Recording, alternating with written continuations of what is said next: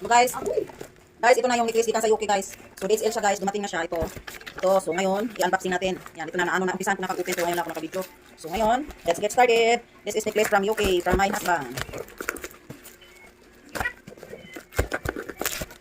So ako lang i-explain. Ang sini. Pero gumapit lang ang close hold guys. Talagang sale siya guys. Oh, hirap ka-joke ka. Talaga. Okay, diyan na guys. Wow, okay na. Kita ko na.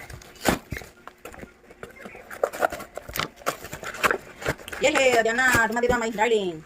Necklace. It's arrived already. From UK to Philippines by City Lipi. So, buksan natin guys. Yan.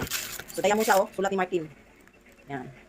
Tapos mayroon pang card ng galing sa tag-iyan na card. Ano, Mel Brooks necklace.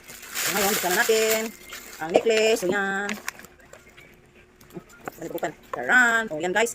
Pagkadamayor guys, pero mahal kayo guys. Worth niya mga 50. Wow, ang ganda guys. Ito na, ang necklace. Mahal kayo ni. Ganito lang siya kalpliit, pero mahal. Ito na guys. So,